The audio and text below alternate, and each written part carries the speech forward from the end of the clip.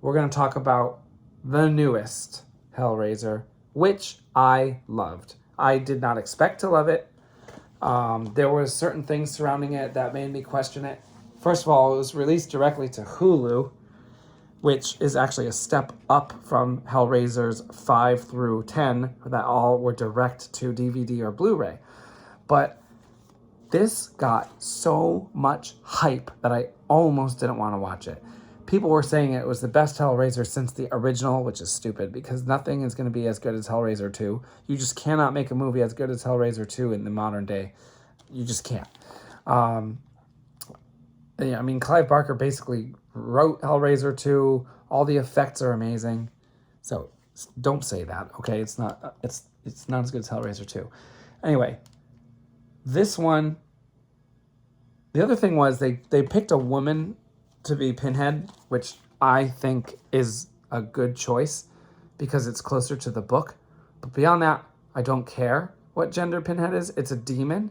And there was all this debate over if Pinhead should be a woman or not. And it's like, just shut up. And then the other thing is,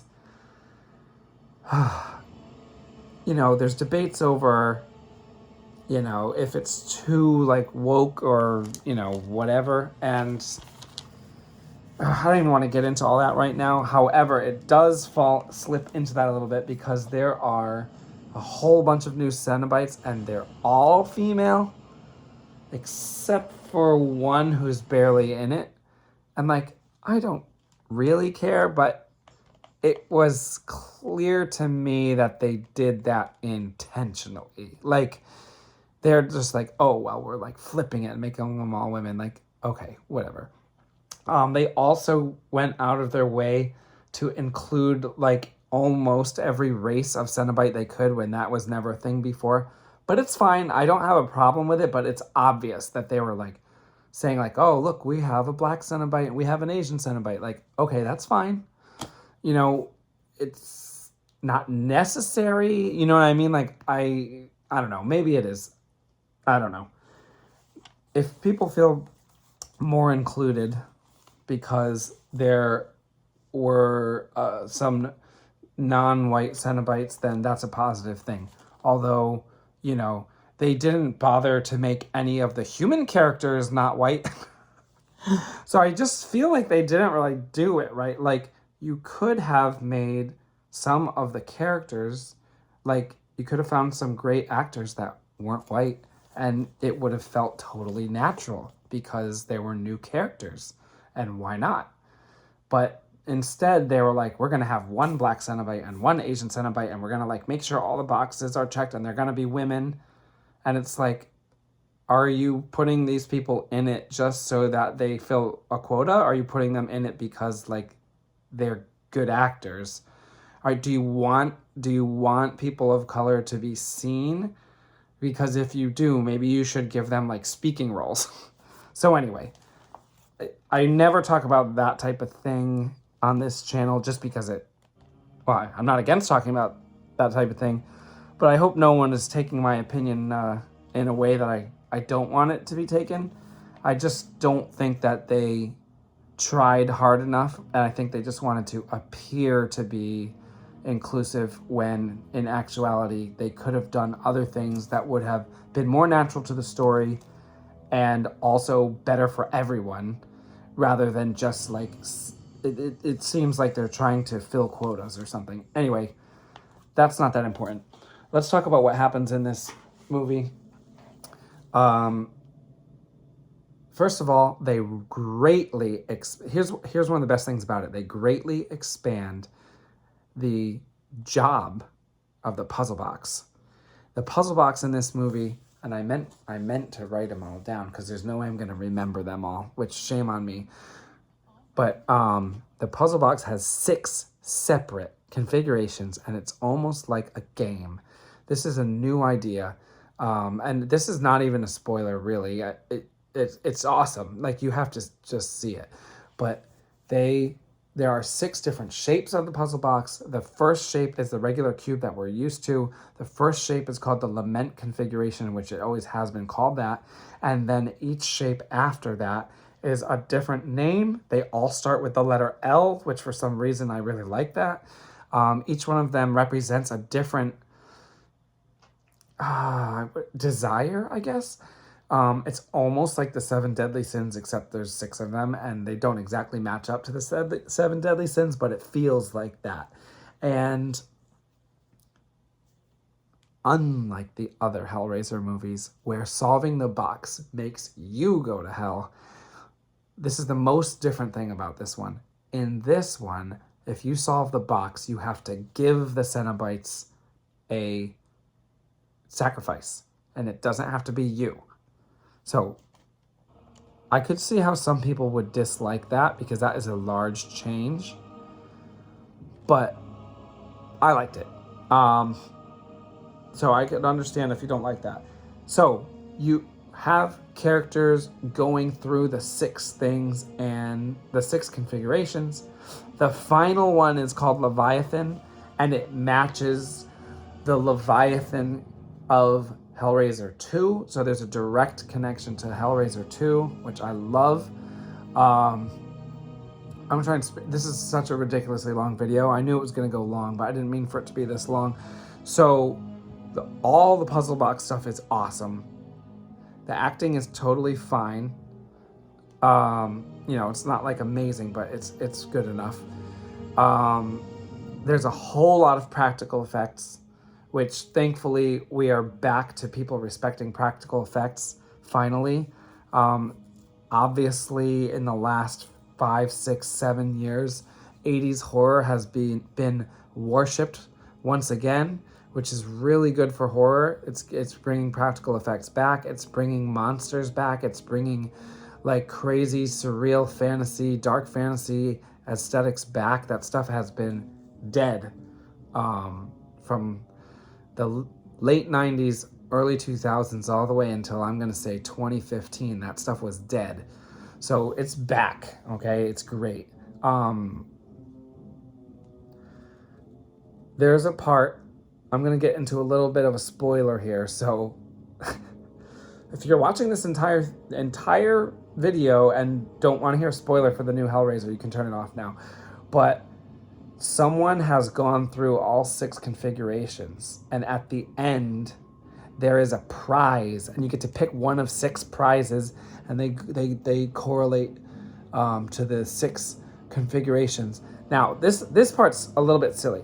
You can choose love, you can choose power, you can choose to resurrect someone from the dead, and I forget them all. You can choose, I can't remember all 6, but then one of them is you can choose sensation, which in my opinion out of the 6 is the last one I would choose. Like, why not just choose love? Then you'll be happy. Why not choose power? Why not choose? I think one of them might have been money. I can't remember, but like then you could just like buy whatever sensational stuff you want. So this guy picked sensation, and so Pinhead decided to stick a machine in his torso, and it like twists his nerves around like every couple of minutes and just makes him feel the most intense pain you could possibly imagine. So the plot here, the surprise plot, is that he is trying to get somebody else to feed the puzzle box 6 sacrifices so that he can get the thing out of him, because it didn't kill him. I will point out that there's a movie from 2000 called The Cell that is very underrated. I love that movie. I think people don't take it seriously because Jennifer Lopez and Vince Vaughn are in it, but it's really good. It's Hellraiser inspired, and for the year 2000, it was very much against the grain. At the time, it would have fit better in with it. It would have fit in better in the 80s than it did in 2000. But it was great, and it was Hellraiser influenced. And there's a part where the villain, I guess we'll say, it's like a surreal horror film. If you haven't seen it, it's where they go into the mind of a serial killer, and inside his mind, he is like this insane emperor, like all-powerful, like evil god.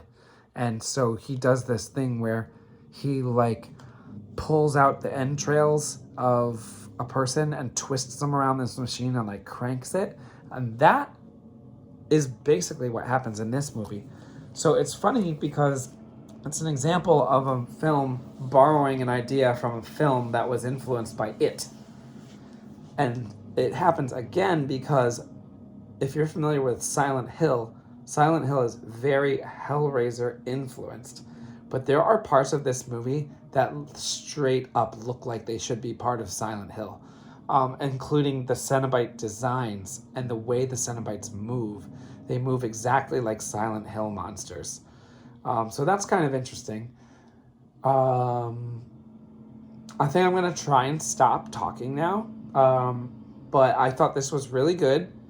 The music is very good. They used like notes and snippets from the original Hellraiser score, but also modernize it. And I do not have a problem with modern horror music. Horror scores from the late 90s through maybe 2015 kind of suck, but in the last few years, the horror scores have been better. I'm trying to think if there's anything else I want to say. Oh, the newest film is directed by David Bruckner. He did The Ritual, which was okay. In my opinion, The Ritual, it has a really cool monster at the end, but they only show it at the end. I want to see the monster the whole time. He also did The Night House, which I hated. It's like a very lame, slow burn, kind of haunted ghost story. And he also did a movie before either of those called The Signal, which I actually loved. It's kind of like a sci-fi horror where if people watch their TV, listen to their phone or the radio, they like turn into like an insane killer. And that doesn't sound as cool as it actually is. It was executed excellently. So I would recommend The Signal. So that's David Bruckner. He also did contributions to a bunch of anthologies like VHS and Southbound. And I think he did one more. So he's all right. This movie was really good. The only thing that was stupid in this movie was that when it came time to make a sacrifice, at one point, the main character tricks a Cenobite into getting sacrificed. And that is stupid. How can you kill a Cenobite? That's never happened before. This is Hellraiser 11, and no one has ever harmed a Cenobite. And then this girl just very easily kills one. And I think that is going to, I haven't looked it up, but I would imagine that would draw intense criticism from fans of the franchise. There should be no killing of Cenobites. You don't start something like that in Hellraiser 11 unless you make it the major goal of like the whole movie. Like if the whole movie is like, all right, we got to find a way to kill Pinhead, fine. Maybe you get to kill Pinhead at the end. But you can't just be like throwing the puzzle box at a Cenobite and the Cenobite dies. That's stupid. So that's why I give this one a 9 out of 10. I don't give sequels 10 out of 10 anyway, unless they really one-up the original, which nothing will ever one-up Hellraiser. But that should maybe drop it to an 8, really. I gave it a 9 because I was really impressed and it greatly exceeded my expectations, but no one should be killing Cenobites in Hellraiser. All right, that's going to be it. If this is the first time you ever watched one of my videos, thank you, first of all. Second of all, I never make videos this long, and I probably shouldn't have made this one this long, but I'm going to put it up anyway. So I appreciate it if you watched any portion of this, and check out the rest of the channel for history of horror starting in 1970.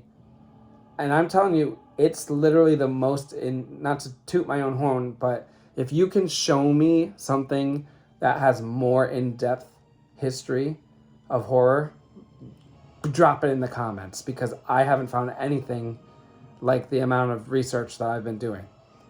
So, I'll see you next time. I will probably never make a video this long again, but thanks for watching. See ya.